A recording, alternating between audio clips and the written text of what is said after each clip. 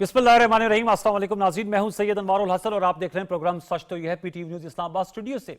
नाज़रीन, 6 कौमी असम्बली की और 7 पंजाब असम्बली की नशिस्तों पर ज़िमनी इंतखाबात कल होने जा रहे हैं और इन नशिस्तों पर जो कि कुल 13 बनती हैं, 102 उम्मीदवार मैदान में हैं, जिनमें से 24 उम्मीदवार सियासी जमातों से इलेक्शन लड़ रहे हैं, जबकि 78 उम्मीदवार आज़ादाना हैसियत में इलेक्शन लड़ रहे हैं।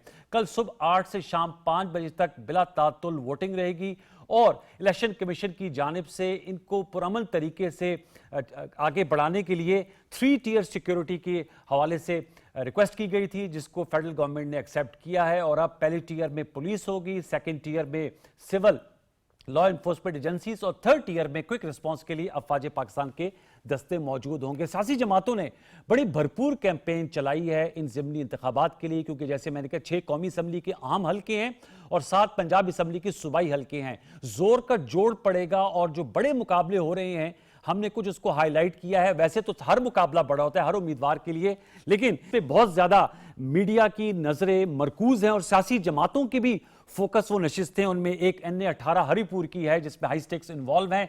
इसमें मध्य मुकाबिल है बाबर नवाज खान साहब हैं, मुस्तबिक नवाज के कैंडिडेट, और उनका मुकाबला है शहरनाज उमर अयूब साहब की जो एहलिया हैं उनके दरमियान। और इस हवाले से दोनों जमातों के कायदीन ने वहां भरपूर कैंपेन चलाई है। फिर लाहौर का रुख करें। लाहौर कहा जाता है कि पाकिस्तान की सियासत का दिल है। NA 129 हाफिज मोहम्मद नुमान साहब मुस्तबिक नवाज के कैंडिडेट हैं और उनके मध्य मुकाबिल हैं मियां अरसलान जो हमाद अजहर के कज़न है और अजहर साहब मियां मोहम्मद अजहर साहब के नवासे हैं। ये 2 नशिस्तें जहां पर PTI ऑफिशियली इलेक्शन लड़ रही है, हरिपुर और लाहौर NA 129। आगे बढ़ते हैं, हल्का 96 फैसलाबाद बड़ा आम हल्का है। यहां से तलाल चौधरी के भाई हैं बिलाल बदर चौधरी साहब, वो इलेक्शन लड़ रहे हैं और उनका मुकाबला है नवाब शेर वसीर साहब से जो बड़े ओल्ड कैंपेनर हैं। उन्होंने 2024 का इलेक्शन उन्होंने नून लीग के टिकट से लड़ा, उससे कबल 2018 का PTI से, और इस मरतबा आजाद हैसियत से इलेक्शन लड़ रहे हैं। NA 143 साहिवाल चौधरी तुफैल जट साहब आप लड़ रहे हैं मुस्तबिक नवाज की जानिब से और उनका टाकरा होने जा रहा है आजाद उम्मीदवार अकबर चौधरी साहब से। अगरचे PTI इनको सपोर्ट कर रही है लेकिन PTI की जानिब से ऑफिशियली इनको टिकट नहीं दिया गया।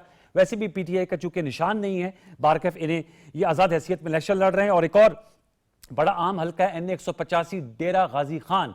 यहां से दोस्त मोहम्मद खोसा साहब साबिक वज़ीर आला पंजाब पीपल्स पार्टी के उम्मीदवार हैं और महमूद कादिर खान लगारी साहब मुस्तबिक नवाज के उम्मीदवार हैं। और आपको पता है लगारी खानदान और खोसा खानदान की राइवलरी रही है, ये भी बड़ा कांटे का मुकाबला होने जा रहा है। इस हवाले से भी हम गुफ्तगू करेंगे और ये भी जानेंगे कि इन इलेक्शंस के जो नताइज आएंगे उनके मुल्की सियासत पर क्या बिल वास्ता और बिला वास्ता तौर पर असरात मुरतब होंगे। फिर कल आपके इल्म में है, हमने प्रोग्राम में जिक्र भी किया था सवाल जवाब में, वज़ीर आला खैबर पख्तूनख्वा सोहेल आफरीदी साहब ने बानी चेयरमैन PTI से मुलाकात और उनकी बहनों से किया जाने वाले सलूक के हवाले से वज़ीर आला पंजाब मरियम नवाज शरीफ साहबा को खत लिखा है जिसमें उन्होंने कहा है कि हुकूमत पंजाब इस बात को इंश्योर करे कि कानून के तहत जो है वो बानी चेयरमैन PTI से मुलाकात भी हो सके और उनकी जो बहनें हैं उनको भी सही तौर पर एक डिग्निटी के साथ मुलाकात की इजाज़त दी जाए। इस पर उस्मान बुखारी साहबा जो वज़ीर इत्तलात व नशरियात है हुकूमत पंजाब की, उनकी जानिब से जवाब भी आया है और उन्होंने बताया कि वज़ीर आला पंजाब डायरेक्टली नहीं इसको देखती कि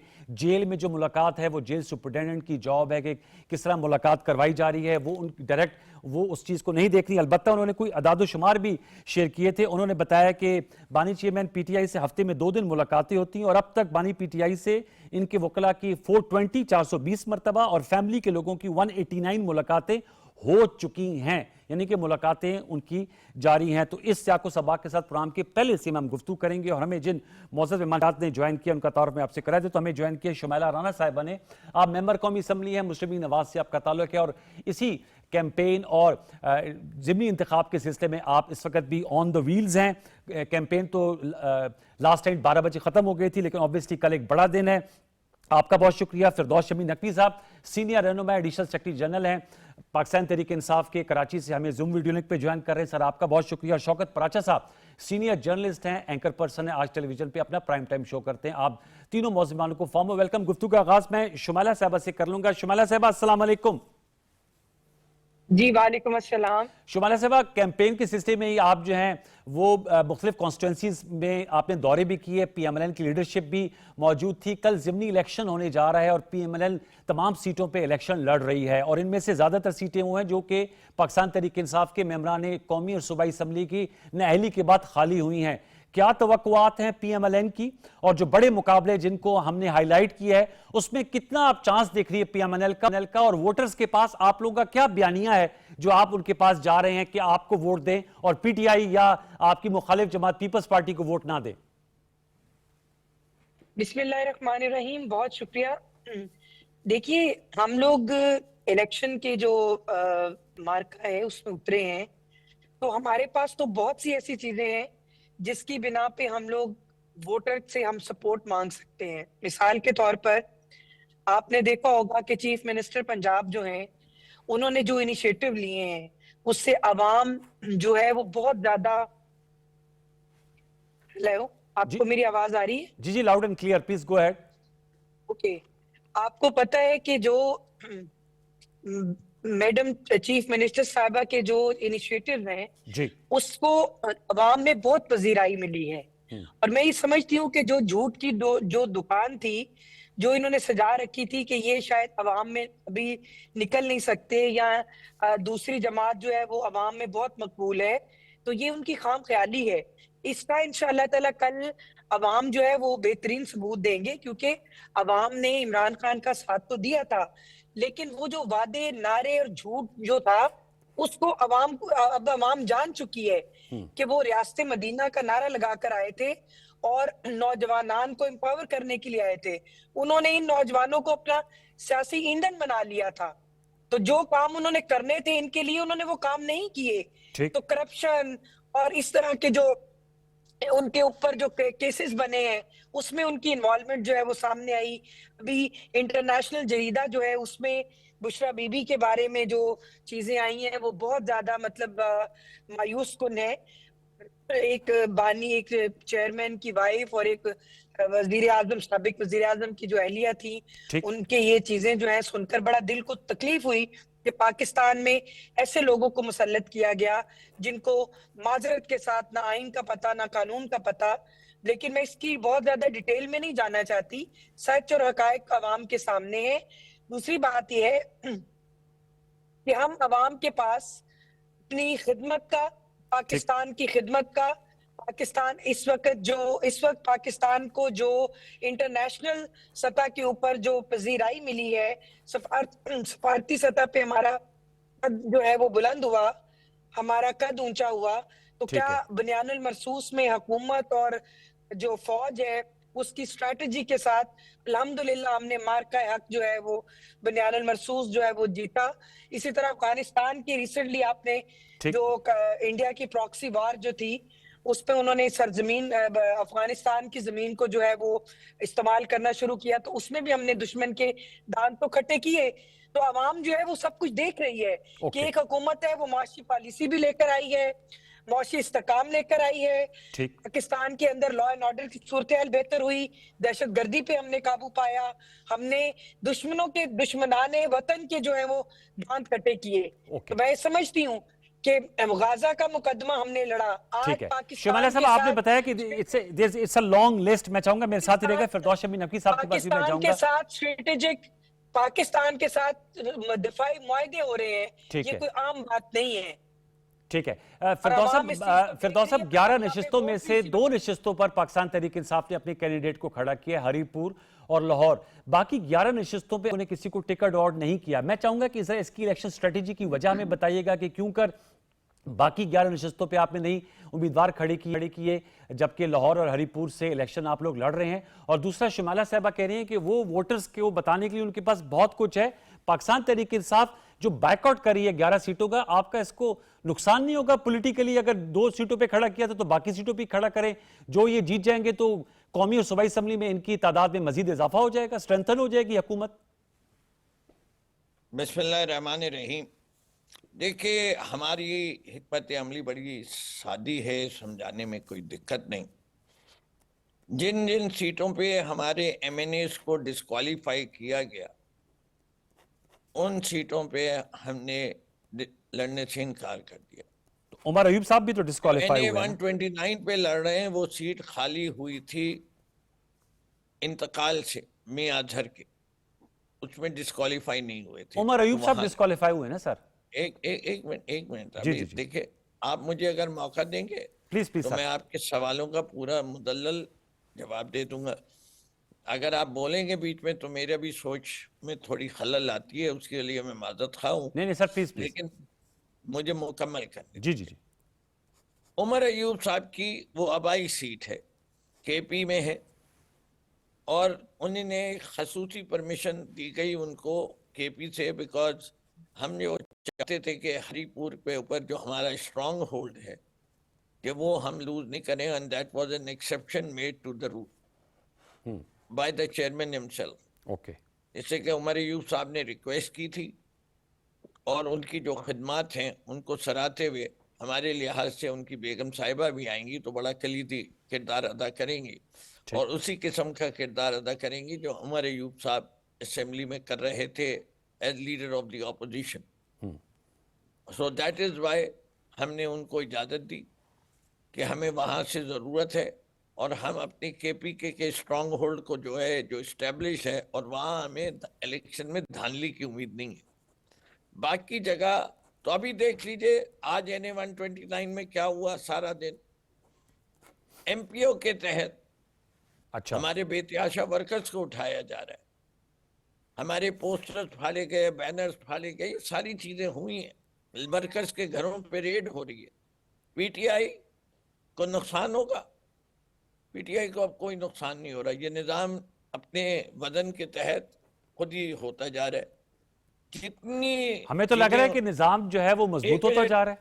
मैं जी, हमें तो लग रहा है कि जो अगर ये कौमी असम्बली और सूबाई असम्बली में इनकी सीटों की तादाद बढ़ जाती है, और जो तरमीम भी हालिया आई है, उससे तो ऐसा मालूम होता है कि निज़ाम जो है वो मजीद इस्तेकाम पकड़ रहा है।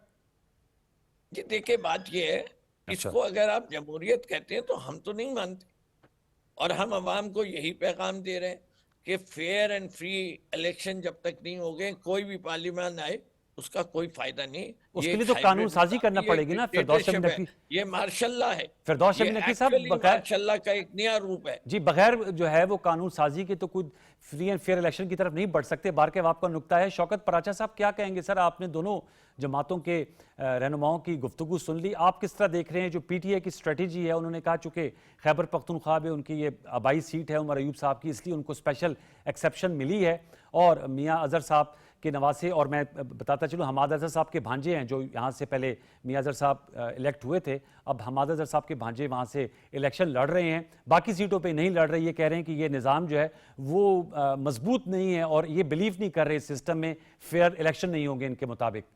पराचा साहब। जी बहुत शुक्रिया।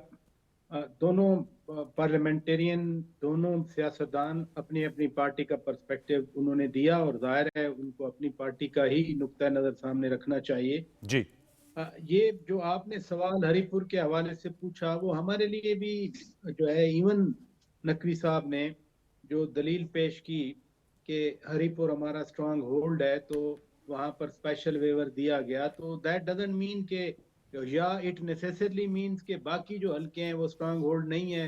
यहाँ चूंकि सीट रिटेन करने का ज्यादा चांस है, सूबाई हुकूमत भी है खैबर पख्तूनख्वा में, वो एक लोगों के ज़हन में सवाल बहरहाल बरकरार रहता है। और जो हम मियाँ अजहर मरहूम की सीट वाली बात है, जब हमाद अजहर साहब ने यह ऐलान किया था, खुद पीटीआई के लोगों ने भी उस पर तहफ़्फ़ुज़ात का इजहार किया था कि हमसे मशावरत के किए बगैर उन्होंने ऐलान कर दिया। और कुछ लोगों ने तो ये भी कहा, खुद पीटीआई के लोगों ने, कि ये मौरूसी सियासत के खिलाफ हम बात करते हैं, लेकिन ये यहाँ पर खुद ही फैसला कर लिया गया है। बहरहाल अच्छी बात जो है, वो दोनों इन मुअज़्ज़िज़ सियासतदानों ने भी अच्छी बात की कि एक अमल चल रहा है। अगर एनए 18 में हिस्सा ले रही है पीटीआई, तो इसी जमहूरी अमल का हिस्सा है। तहफ़्फ़ुज़ात हर किसी को हर वक्त किसी न किसी हवाले से होते हैं।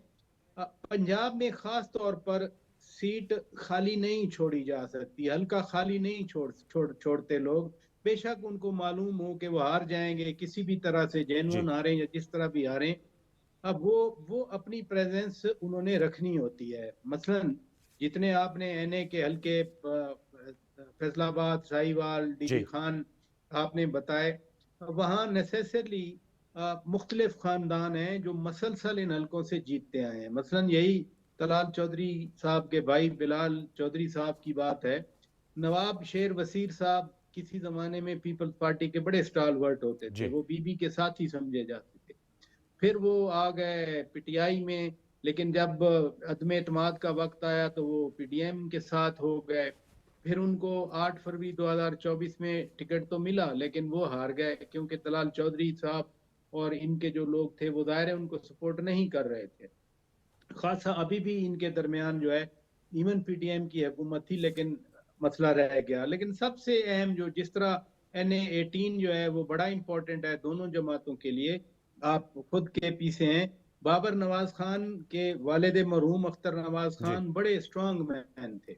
और सिमिलरली उमर अयूब खान साहब की जो फैमिली है, इनके वालिद मरहूम गौर अयूब खान साहब या सदर अयूब खान साहब, ये बड़े जो वाकई पावरफुल फैमिलीज या पर्सनैलिटीज होती हैं, ये वो बैटल ऑफ टाइटन्स है इन अ वे। जी क्योंकि जो मोहतरमा लड़ रही हैं उनकी वाइफ, उनकी अपनी जो घर वाले हैं, लकी वाली जो फैमिली है बड़ी स्ट्रांग जी पॉलिटिकल जनरल फैमिली है। हबीबुल्लाह वाली साहब। फिर जी जी वाली सवात मियाँ गुल औरंगजेब साहब भी उनके रिश्तेदार हैं। तो ये बड़ा सख्त मुकाबला है। सिमिलर जो है वो डीजी खान में है, यस जो 185 है, वहां पर सरदार दोस्त मोहम्मद लगारी साहब, सरदार दोस्त मोहम्मद खोसा साहब वर्सेस कादिर लगारी, महमूद कादिर खान लगारी साहब। ये भी पुरानी यानी एक बड़ी फैमिलीज हैं, वो आपस में गुत्थम गुत्था है। तो इलेक्शन तो है, कोई फैमिली नहीं चाहेगी चाहे वो हारे या जीते, लेकिन वो मैदान खाली नहीं छोड़ने जा रहा है। तो इसलिए पंजाब में अगर पीटीआई सपोर्ट नहीं भी कर रही, तो जितना उस फैमिली का या उस उम्मीदवार का या उनके ग्रुप का जो इन्फ्लुएंस है वो पूरा पूरा लगाएंगे, जोर लगाएंगे। बाकी जो है वो कल इस वक्त जब आप प्रोग्राम कर रहे होंगे तो रिजल्ट भी टेंटेटिव आ चुके होंगे। बिल्कुल आप सही कह रहे हैं। और जो आपने बात की साहिवाल में जो है सरदार अकबर चौधरी साहब, उन्हें पीटीआई की हिमायत हासिल है, वो इंडिपेंडेंट हैसियत पे खड़े हुए। इसी तरह NA-96 में भी मुझे कोई बता रहा था कि फैसलाबाद में भी, बल्कि NA-129 में शौकत पराचा साहब, वो न्याजी एक्सप्रेस के मालिक भी खड़े हैं, वो भी खान साहब के पोस्टर लेकर महकमे में फिर रहे हैं इलेक्शन के हवाले से। एक छोटा सा वक्फा शामिल करेंगे, वक्फे बाद आएंगे तो फरवीन नक्वी, शुमैला राना साहब, शौकत पराचा साहब हमारे साथ मौजूद होंगे, इनसे मजीद गुफ्तगू करेंगे। वक्फा ले लीजिए, हमारे साथ रहिए।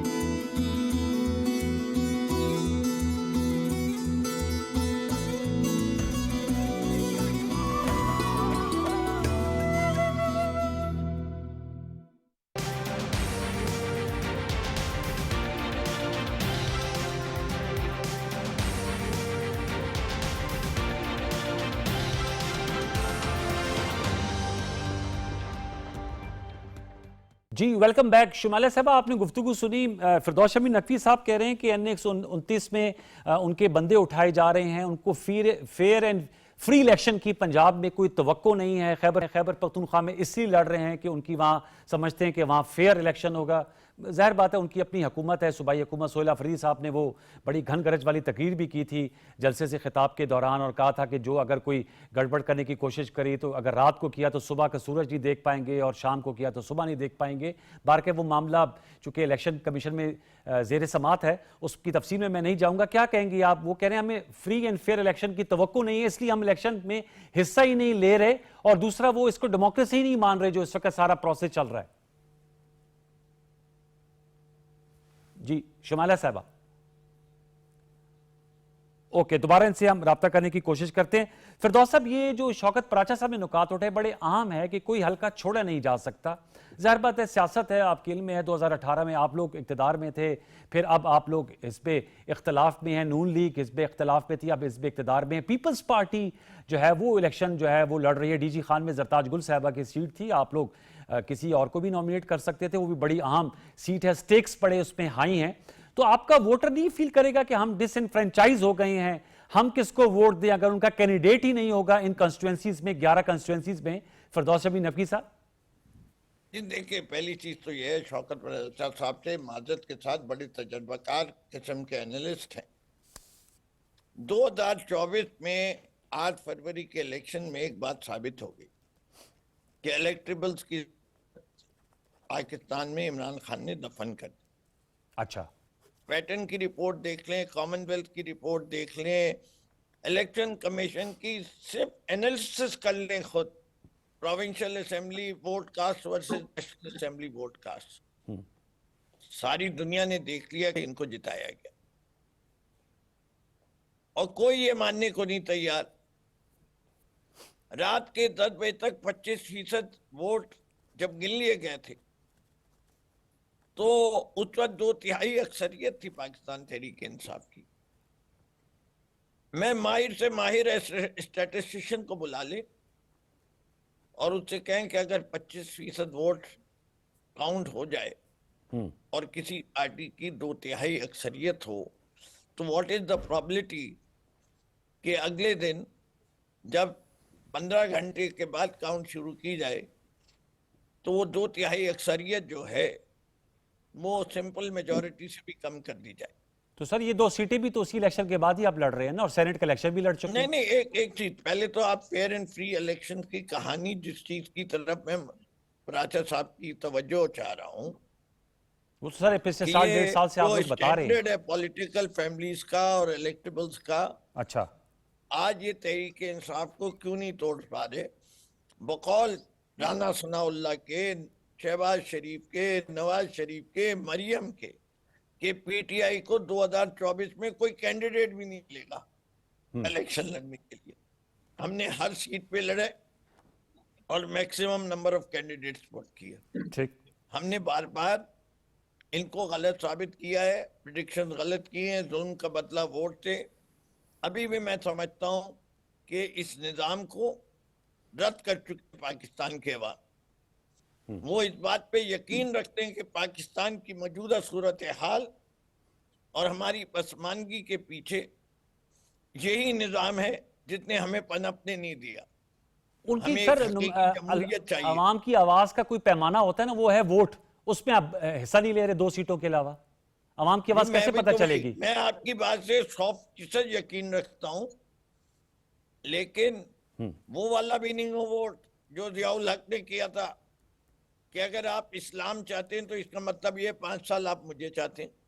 नहीं, वो तो नून लीग वो तो नारा नहीं लगा रही ना, नून लीग और पीपल्स पार्टी। नहीं, मैं तो आपको सिर्फ बता रहा हूं कि पाकिस्तान में जमहूरियत के साथ क्या क्या मजाक किया गया है।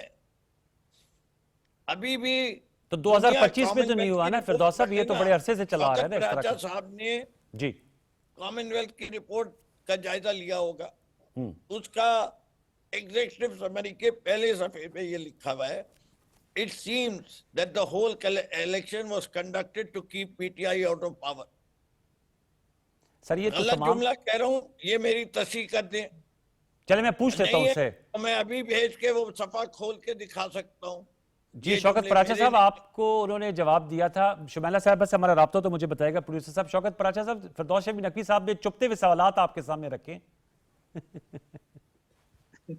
नहीं, अच्छा किया है उन्होंने, लेकिन मैं हैरान हूं कि मेरे तो ये पॉइंट्स ही नहीं थे जिनके वो जवाब दे रहे थे। अच्छा, मैंने तो 8 फरवरी 2024 के इलेक्शन के हवाले से जो इन्होंने मुझसे बातें मंसूब की, मैंने तो नहीं कही ये बातें। नहीं, लेकिन मैंने मैं आपने फिर 8 फरवरी नहीं, जो आपने अभी बात कही थी, सॉरी Electables की। माफरत चाहता हूँ कि आपने कहा कि ये जो है पंजाब में इलेक्शन ना लड़ना एक गुनाह है। मैंने कहा वो चेंज हो गया मेयार 8 फरवरी के इलेक्शन के बाद। मैं उसकी तरफ निशानदेही कर रहा था, आपके किसी से नहीं कर रहा। नहीं नहीं, यकीन माने मैंने ये भी नहीं कहा। मैंने मेरा, अगर आप इजाजत दें, मैं फिर थोड़ी सी रोशनी डाल दूं। जी जी प्लीज।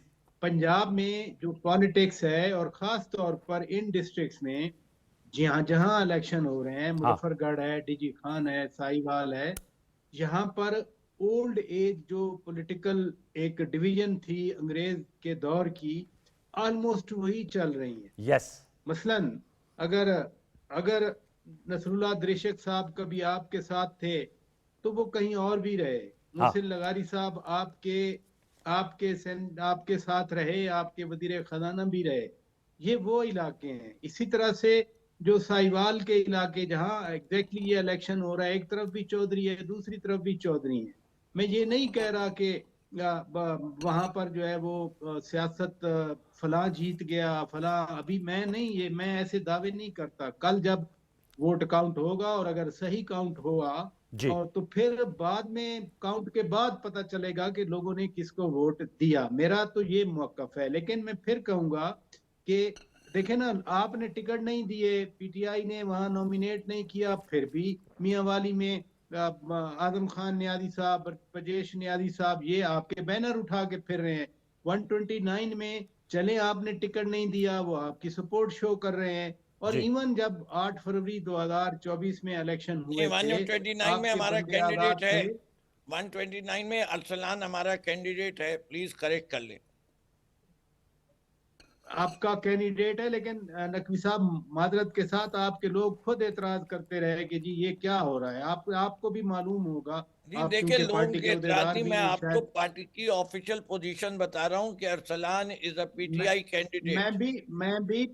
मैं भी आपके पार्टी वालों का बता रहा हूं कि ठीक। जो वो बातें करते रहे, और वो चूंकि अब किस्सा पुराना हो गया, लिहाजा उसको रिपीट नहीं करता, मैं जी जी। आगे बढ़ता हूं। इसलिए ये वन साइडेड इलेक्शन नहीं होगा।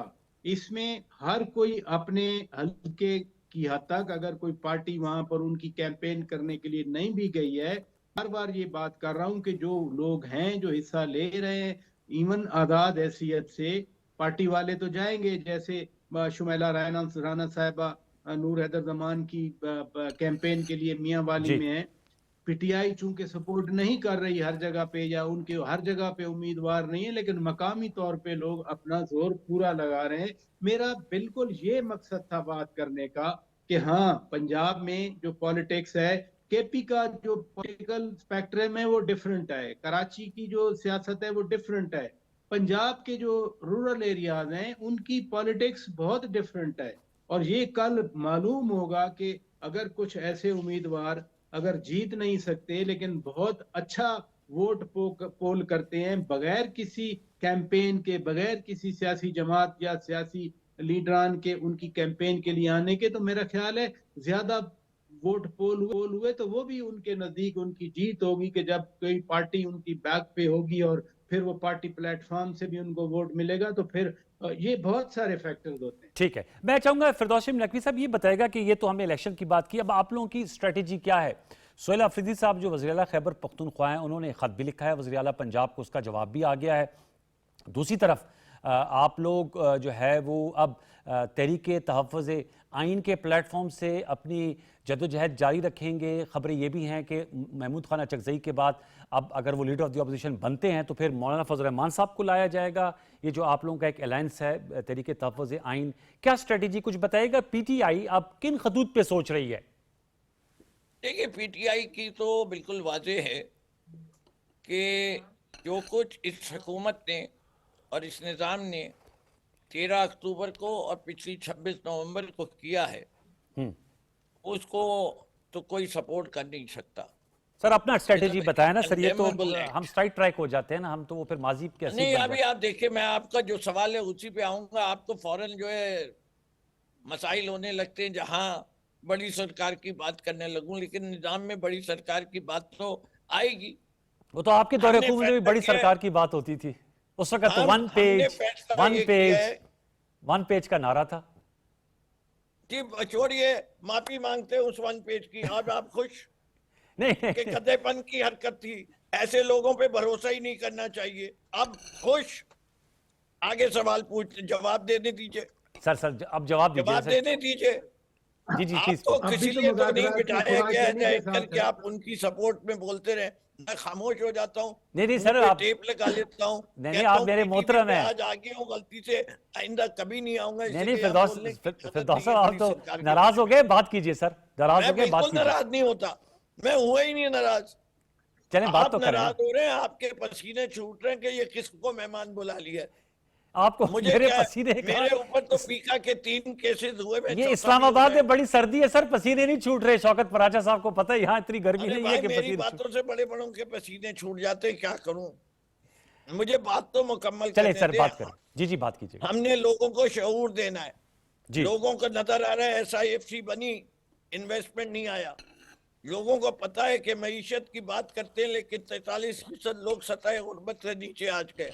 लोगों को पता है कि IMF ने जो रिपोर्ट दी है, जी जो कि प्रो गवर्नमेंट रिपोर्ट का कहते हैं, ये उसके देख लीजिए, करप्शन बढ़ चुकी है, गवर्नमेंट में ट्रांसपेरेंसी नहीं है, मैनेजमेंट का फुकदान है, हर किस्म की बुराई जो है वो डाल दी गई है। ये तराने बजा रहे हैं कि ठीक है। हमने बड़ा अच्छा मैनेज कर रहे हैं, माशाल्लाह से करते रहे ना।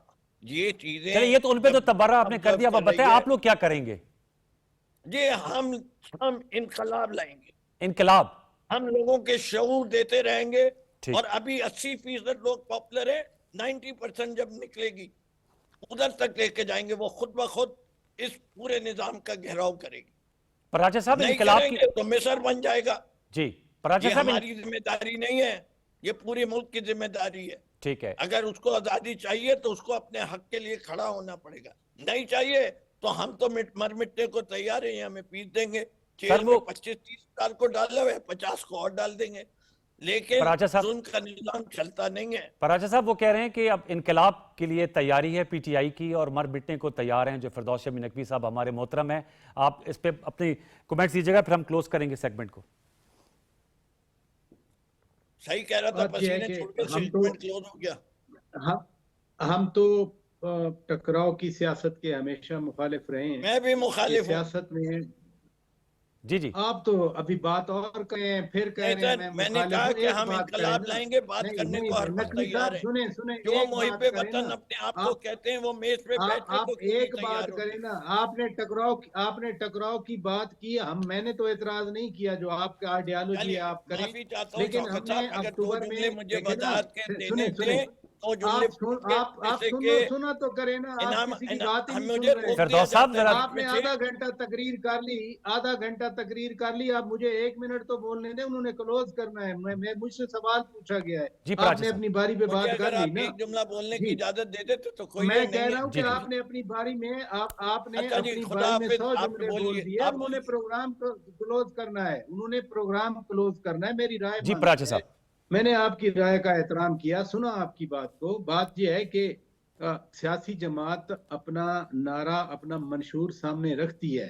जी अनवारुल हसन साहब वो जो फरमा रहे हैं वो उनकी एक राय है, उनकी एक ओपिनियन है।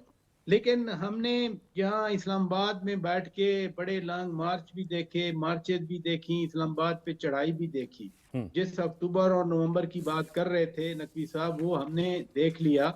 लेकिन उसके बावजूद भी सिस्टम भी आगे बढ़ा, और इस सिस्टम को दुनिया ने कितना एक्सेप्ट किया है। अब तो दुनिया, पाकिस्तान जो कहता है, दुनिया उसकी गवाही दे रही है। ठीक। जो पाकिस्तान का एक क्लेम होता है, अमेरिका के सदर, दुनिया के स्ट्रॉन्ग मैन जो हैं, सदर डोनाल्ड ट्रंप, वो उसकी तायद करते हैं। ठीक। तो हम क्या समझें कि अगर ये पाकिस्तान की हुकूमत की एक्सेप्टेबिलिटी नहीं है, या कोई ये समझे कि इससे डील नहीं करनी चाहिए, तो वो तो फिर ऐसा नहीं हो रहा दुनिया में।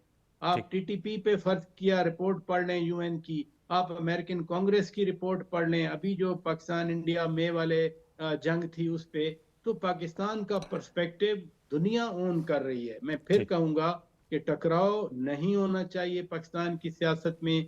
काश हमारी तमाम सियासी जमातें, वो अपोजिशन हो, हुकूमत हो, वो कहीं ना कहीं कोई वर्किंग रिलेशन कायम करके आगे बढ़ें, तो इसी में मुल्क का, पाकिस्तान का मफाद। बहुत बहुत शुक्रिया, थैंक यू वेरी मच फिरदौस शमी नकवी साहब, पाकिस्तान तहरीक से आप हमें ज्वाइन कर रहे थे। शौकत पराचा साहब, आपने गुफ्तगू की और शुमाइला राना साहब से हमारा रब्ता हुआ तो उसमें उन्होंने PMIL का मौक़िफ़ दिया।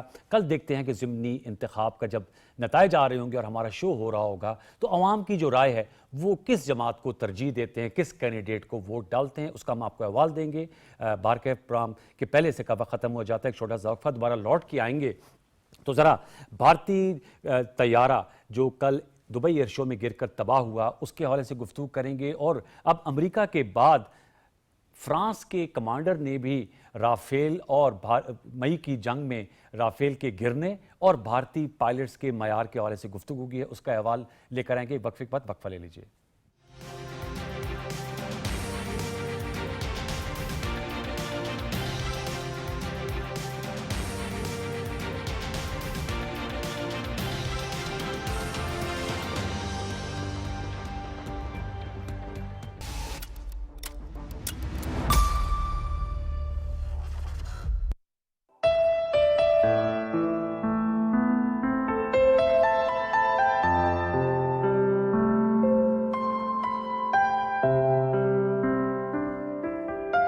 जिंदगी की आग का अंजाम खाकिस्तर नहीं, टूटना जिसका मुकद्दर हो ये वो गौहर नहीं।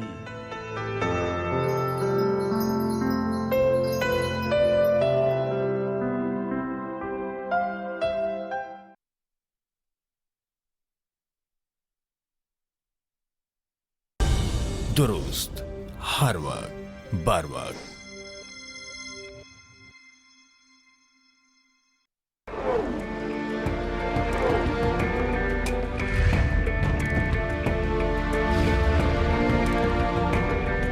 कायद-ए-आज़म मोहम्मद अली जिन्ना ने फरमाया, मुत्तहिद होकर रहिए। सिर्फ इसी तरीके से आप पाकिस्तान को दुनिया की अजीम तरीन सल्तनत बना सकते हैं।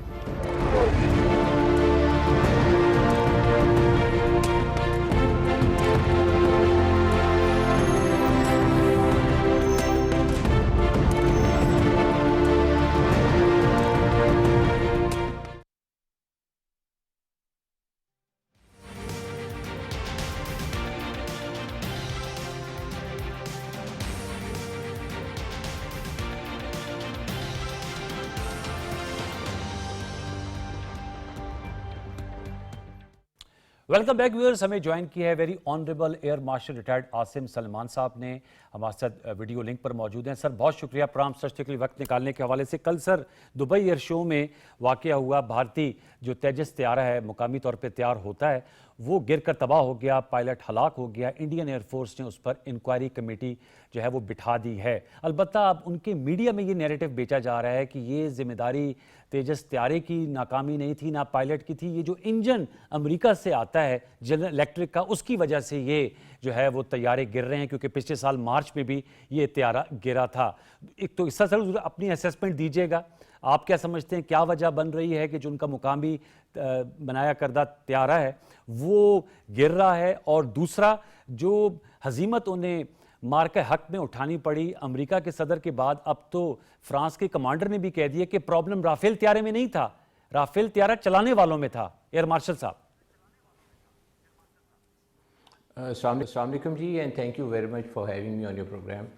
पहले तो जी मैं आपका जो सवाल का पहला हिस्सा है उसका जवाब दूंगा कि ये जो तेजस जहाज़ है ये इंडिया ने डेवलप करना शुरू किया था 1980s में, और उसके बाद इसने पहली अपनी जो परवाज़ भरी वो थी 2001 में, और ये 2001 में मैं भी उस वक़्त इंडिया में ही था, और इनका ये जो जहाज़ था पहली दफ़ा उड़ा। अच्छा। और फिर उसके बाद ये इसको ऑपरेशनलाइजेशन की तरफ लेके जाना शुरू हो गए 2011 में, जो कि वो एक्चुअली उस तरह जो प्लान कर रहे थे उस तरह नहीं हुआ, और फिर इसकी ऑपरेशनलाइजेशन जो अप्रूव की इंडियन एयरफोर्स और इंडियन गवर्नमेंट ने वो 2019 में थी।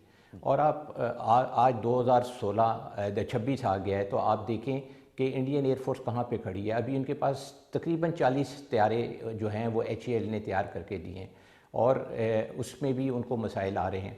तो ये एक जो है स्टोरी जो है इनकी तेजस की, ये एक बड़ी दुख भरी स्टोरी है फॉर द इंडियन एयरफोर्स, और इसने हमेशा से इंडियन एयरफोर्स को जो है मायूस किया है। और आप देखें इनके जो अभी प्रेजेंट एयर चीफ हैं AP सिंह साहब, उन्होंने भी ये कहा कि जी HAL की परफॉर्मेंस अच्छी नहीं है, और वो जो हमें जहाज़ बना के देते हैं वो इस मयार के नहीं है कि हम एयरफोर्स को अपनी ऑपरेशनली पूरी तरह से खड़ा कर सकें, और ना ही ये अपनी टाइमलाइन मीट करते हैं। अभी आप देखें कि अभी भी इनका जो तेजस मार्क 1 है, इसकी जो कंप्लीशन थी वो तकरीबन 2025 में हो जानी चाहिए थी, लेकिन अभी भी ये जो है डिले हो के 2028 या उसके बियॉन्ड चली जाएगी। और जो इसका मार्क 2 वर्जन है वो जो है 28 के बाद कहीं जाके उसकी प्रोडक्शन प्रॉब्ली शुरू होगी और वो भी 2030 के बाद उनको मिलेगा। तो ये एक जो है ना सॉफ्ट स्टोरी है और इनकी इस जहाज़ की जो हिस्ट्री है वो कोई इतनी अच्छी नहीं है। अब आ जाते हैं कि जी इसका जो क्रैश हुआ और जो वो वावेला मचा रहे हैं कि जी अमेरिकन ने उनको इंजन दिया या नहीं दिया, ये क्या ख़राब था। इसके अंदर एक चीज़ याद रखें कि जहाज़ की सर्विसबिलिटी जो है ना, जो ऑपरेटर है वो उसके ऊपर होती है। इसके अंदर ना अमेरिका का कसूर है और ना किसी मैन्युफैक्चरिंग कंपनी का कसूर है। आपकी एक एक्सेप्टेंस का प्रोसीजर होता है, आप उनको एक रिक्वायरमेंट देते हैं, उस रिक्वायरमेंट को पूरा करते हुए आपको सिस्टम देते हैं जिसकी एक्सेप्टेंस आप जाके उस मुल्क में करते हैं। जब आप एक्सेप्टेंस कर लेते हैं तो फिर वो चीज़ आपको सप्लाई करना शुरू कर देते हैं। तो अगर इंडियंस बोलें कि जी ये जो है अमेरिकन का कसूर है, अमेरिकन का तो कोई कसूर नहीं है, बिकॉज आप वो जहाज़ ही नहीं उड़ाते जिसके अंदर कोई ऐसे खामी रखने वाले इंस्ट्रूमेंट्स या कोई मशीनरी लगी हुई हो। तो मेरा तो ख्याल है कि ये जो है बड़ा गलत क्लेम है इंडियंस का। और स्पेशली फिर आप देखें रियलिटी और इंडियन मीडिया, ये दे आर दो डिफरेंट चीज़ें हैं। इंडियन कुछ क्लेम करेंगे रियलिटी उससे डिफरेंट होगी। तो मेरा तो ख्याल है कि ये जो इंडियन क्लेम है मीडिया का कि जी ये जो है इंजन में कोई ख़राबी थी, देखें इंजन में ख़राबी ज़रूर आ सकती है, ये मैं नहीं कहता कि उसमें ख़राबी नहीं आई होगी और शायद क्रैश भी इंजन की ख़राबी की वजह से हुआ हो, लेकिन उसका ये मतलब नहीं है कि वो इंजन जो था उनको डिफेक्टिव दिया गया था।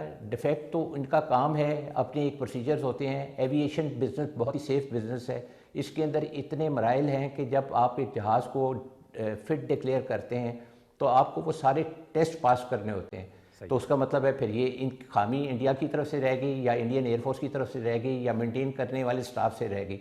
तो इसको तो मैं मानने को तैयार नहीं हूँ जी। और ये वो जितना मर्जी वावेला मचाते रहे, एक्चुअली रिज़ल्ट जो है या जो फैक्ट्स जो हैं वो इंक्वायरी से ही आएंगे। अच्छा, जब तक इंक्वायरी नहीं होगी, जितनी भी आप मर्जी क्या सराइयाँ करते रहें वो उससे कोई फ़र्क नहीं पड़ेगा। ठीक है, अब आ जाते हैं जी जी संदूर की तरफ। जी बोलिए, जी सर, आप संदूर 2 की भी बात की जा रही है सर, उस पर भी आप जवाब दीजिएगा, फिर मैं जरा वो जो फ्रेंच कमांडर है उनकी तरफ जाऊंगा सर। जी संदूर से जी पहले तो संदूर से शुरू करते हैं ना, फिर संदूर 2 पे जाएंगे। अच्छा, संदूर जो है ना जी, ये संदूर जो है वो भी एक इंडिया का एक ऐसा मुहिमा है जो समझ नहीं आता। कभी वो कहते हैं कि संदूर चल रहा है, कभी वो कहते हैं ख़त्म हो गया है, कभी वो कहते हैं संदूर 2 शुरू हो जाएगा। तो पहली बात तो ये है कि जी संदूर, जब संदूर शुरू हुआ तो 6-7 की रात को जो पाकिस्तान एयरफोर्स ने उनके साथ किया वो तो वो सारी उम्र याद रखेंगे। आपने उनके 1 घंटे में 7 जहाज़ गिरा दिए। अब आप देखें कि ये क्या हुआ उनके साथ कि उनके 7 जहाज़ गिर गए और उनका मायानाथ जहाज़ जो राफेल था वो पाकिस्तान एयरफोर्स ने उड़ा के रख दिया।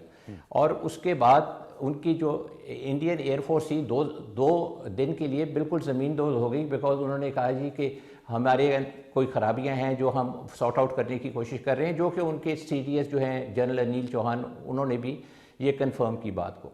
अब समझने की बात यह है कि पाकिस्तान ने या पाकिस्तान एयरफोर्स ने उनके ऊपर कैसे गलबा पाया। ये देखें, ये एक बड़ा गलत तासुर है लोगों के दिलों में कि जी इंडियन एयरफोर्स कोई रैग टैग एयरफोर्स थी और वो जो है बिल्कुल किसी काम के काबिल नहीं थी। देखें, they were flying the best European fighter, they had the best EW suite, one of the best in the world and best in Europe. They were having the best missiles which are available in Europe, BVR जो उनके meteor थे। तो आप और फिर जो country आपको जब वेपन सिस्टम देती है तो ये वेपन सिस्टम ऐसे नहीं आ जाता, ये वेपन सिस्टम पे आपको वो ट्रेन करके देते हैं, क्योंकि उन्होंने भी ये इंश्योर करना होता है कि जो इक्विपमेंट वो आपको दे रहे हैं कल को वो सही तरह से इस्तेमाल हो और उनकी भी रेपुटेशन ना ख़राब हो। तो जो इनको जहाज़ मिले, इनको जो वेपन मिला, वो कोई ऐसे राह चलते लोगों वाली इक्विपमेंट नहीं थी। That was the best equipment Europe का and one of the best in the world. जी सर, एयर मार्शल साहब कैप्टन लूले जो हैं उन्होंने भी इस बात की तस्दीक की है कि जो राफेल है उसका रडार सिस्टम भी नाकाम नहीं हुआ था। ये खबर चल रही है खैर मुल्की खबर एजेंसी में, बल्कि उनका चलाने वाले की कमजोरी जो है वो मसले का जड़ थी। जो आप बात कर रहे हो मेरे ख्याल में अभी भी सबसे एक्सपेंसिव तरीन तैयारा राफेल ही है। देखें जी, ये वाली भी एक जो है ना खाम ख्याली है लोगों की, जिस तरह ये लोग बातें कर रहे हैं। आप मुझे एक बात बताइए कि फ्रेंच क्या बोलेंगे? फ्रेंच तो यही बोलेंगे ना कि इंडियंस ठीक नहीं थे। वो तो ये बोलेंगे क्योंकि उनकी प्रोडक्ट जो है वो मार्केट से निकल जाएगी। ठीक, समझने की चीज़ ये है कि इंडियन एयरफोर्स जो है वो उसके पास कैपेबिलिटी थी, और ये जो फ्रेंच हैं ये कह रहे हैं कि जी वो उनके पायलट नकारा थे। ऐसे थोड़ी होता है। मैं आपको बताता हूँ और वसूख से ये बात कर रहा हूँ कि पहले ये 1 घंटे की जो हमारी एयर कॉम्बैट हुई, ये तकरीबन जो है एक घंटा जो था उसके अंदर से पहले 30 मिनट तक तो उन्होंने हमें उनको मारने नहीं दिया। ये नहीं कि वो कोई बहुत बड़े चैंपियन थे, लेकिन यह है कि वो कुछ ना कुछ तो सीख के आए हुए थे। वो जंग तो लड़ रहे थे, कोई चूड़ियाँ पहन के नहीं बैठे हुए थे वो हवा के अंदर। लेकिन यह है कि उसके ऊपर हमने गलबा पाया। किस तरह गलबा पाया कि आप देखें कि हम 3 साल से तैयारी कर रहे थे इस चीज़ की कि हम एक मल्टी डोमेन ऑपरेशन करेंगे और उसके अंदर हम साइबर इस्तेमाल करेंगे, उसमें हम EW इस्तेमाल करेंगे, उसमें हम स्पेस का इस्तेमाल करेंगे। और इसकी अपनी हमने डॉक्ट्रिन के अंदर पूरी तरह इसको गैल्वनाइज किया। और इसके कौन जिम्मेदार थे? ये हमारे present air chief marshal Babar Sidhu ने ये काम किया। उन्होंने एक ऐसी एयरफोर्स तैयार की जो मल्टी डोमेन ऑपरेशन करती है। आज सारी दुनिया हमारी जो है वाह कर रही है कि जी पाकिस्तान एयरफोर्स ने एक ज़बरदस्त तरीके से एक ऑपरेशन किया और उन्होंने इंडिया को इसके अंदर जो थी शिकस्त दी। ये शिकस्त ऐसे नहीं आ जाती, ये शिकस्त मेहनत से आती है। We were facing the best EW system, we were facing the best fighter, we were facing the best BVR missile. और फिर उसके बाद ये यहाँ पे कहानी ख़त्म नहीं होती। फिर हम S-400 की तरफ जाते हैं। इंडिया के पास क्या था? इंडिया के पास S-400 one of the best air defence system है, जो कि पेनिट्रेट ही नहीं आज तक हुआ। किसी ने अगर किया है तो पाकिस्तान एयरफोर्स ने किया। वो किस तरह किया? तैयारी करके किया ना, ऐसे थोड़ी कर दिया। और वो तैयारी कैसे की गई थी? वो तैयारी इस तरह हुई थी कि हमने पाकिस्तान एयरफोर्स के अंदर पिछले 3.5 साल से ऐसी मशकें की, ऐसी ट्रेनिंग की जिसमें हम अपना ये सारा सिस्टम अच्छी तरह एम्प्लॉय कर सकते थे, और हमने एम्प्लॉय किया। अब ये अगर बहुत अच्छी एप्लीकेशन पाकिस्तान एयरफोर्स ने की, अपनी तैयारी बहुत अच्छे तरीके से की, उसका यह मतलब नहीं है कि दूसरी साइड से कोई रेजिस्टेंस ही नहीं थी। ठीक है सर, और हमने उनको स्टीम रोल कर दिया। बिल्कुल सर, आपने को हमने प्रोफेशनली हैंडल किया, ऑपरेशनली हैंडल किया आपने। ये अगर आप देखें सर, मेरी एक और बात सुन लीजिए, और वो ये है कि जी ये बनियानुल मरसूख के अंदर हमने 34 टारगेट अटैक किए, जिसके हमारे पास सारे प्रूफ्स अवेलेबल हैं। और जो वो पिन पॉइंट एक्यूरेसी से जो हमने उनको टारगेट किया, ये भी एक बहुत बड़ा कारनामा था। तो अगर आप देखें कि तैयारी तो पाकिस्तान एयरफोर्स ने फुल की। एयर मार्शल साहब बिल्कुल सही कह रहे हैं सर, उसकी तो पजीराई जो है वो हरसू हो रही है। एक तो आपने उसका अहाता किया और उसकी पजीराई जो है वो आलमी सतह पे हो रही है। बारकफ sir, thank you so very much कि आपने एक होलिस्टिक तस्वीर हमारे व्यूअर्स के सामने रखी और उसका बैकग्राउंड, पस मंजर और पेश मंजर रखा। शुक्रिया।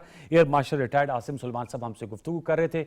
व्यूअर्स, ये हमारा आज का शो था जिसमें हमने एक तरफ तो आपको ज़िमनी इंतखाबात के हवाले से अहवाल बताया कि कल होने जा रहे हैं, और दूसरा जो भारतीय एयरफोर्स के बुरे हाल चल रहे हैं और उनको अनफॉर्चुनेटली जो है वो ऐसे अलकबात से नवाजा जा रहा है कि उड़ते ताबूत जो हैं ये अब बनते दिखाई दे रहे हैं। हमने तो कल भी कहा था कि ज़ाहिर बात है टेक्नोलॉजी और उसके लिए एक्यूमेंट भी चाहिए होता है। हम उम्मीद करेंगे कि they will learn from their mistakes और बेहतर तौर पे अपने आप को प्रिपेयर करेंगे। जैसे एयर मार्शल साहब कह रहे थे कि पाकिस्तान एयरफोर्स अल्हम्दुलिल्लाह सुम्मा अल्हम्दुलिल्लाह हम पूरी तरह तैयार हैं और कोई भी मिस एडवेंचर होगा उसका दंदान चिकन जवाब दिया जाएगा। प्रोग्राम सचते में नशिस्त कैसे लगी इसका फीडबैक दीजिएगा। कल तक लिए सैयद अनवारुल हसन और सचते की प्रोडक्शन टीम को इजाज़त दीजिए। अपना बहुत सा ख्याल रखिए। अल्लाह ने के बाद।